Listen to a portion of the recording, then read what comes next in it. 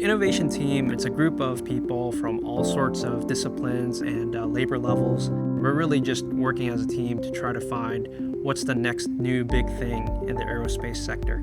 We're not the only 35 people that can innovate. We need a community of innovators. We hope to be a place where people can come and be a part of what we're doing every day.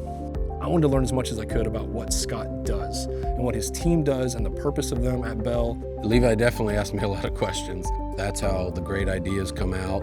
Him educating me on everything they're involved in, and I said, I think there's an opportunity here for something else. There's the artists, there's the engineers. What happens if we merge those two? Levi came and said, Doug, we need you to pitch to come along and help our innovation team design helicopters. And I was like, okay, it's not something we've actually done before, we're not engineers. I think that initially, when we started working with the creative team, we didn't know exactly how it was going to work out. The skepticism was just in a way that they're artists and they're coming in to kind of direct our designs, and we weren't sure how real some of that would be. The concept artists that work with us are very much more comfortable creating fantastical and crazy spaceships. We tease him that he's given us the Buck Rogers treatment or the Battlestar Galactica treatment. We wanted to go so far from an artistic perspective that they would want to rein us back in, but never back to where we started. We're hoping to meet somewhere in the middle. The moment I knew it was working was when all of those that'll never work turned into this quiet little whisper down in the corner that said, you know, that might work. The excitement was palpable, I think. I think we played off each other, both the design team and the engineering team.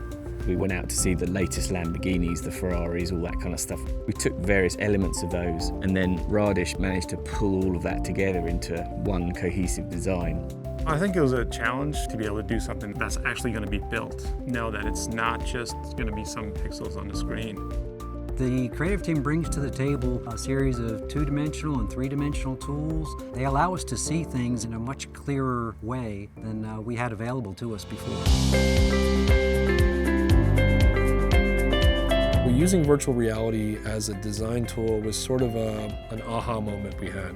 What if we put it in a room and then put the engineer in the room with it and let him draw on the 3D model and use that to go to the next stage of development and make some of these real-time decisions?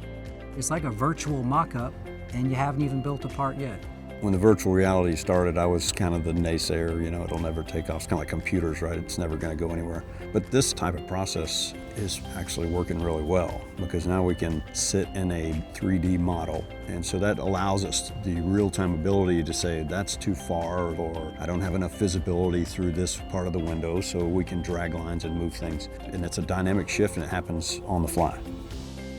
So over the past year, we've worked on hundreds of sketches for things that can fly next year to things that can fly 30 years from now. We've got technologies on there that are very futuristic, different blades, a different look. I think at the end of all of this, the engineers became more designers and we became more engineers, and we kind of met in the middle. We have a holistic experience now, and that helps us drive the designs forward and makes them come to life faster.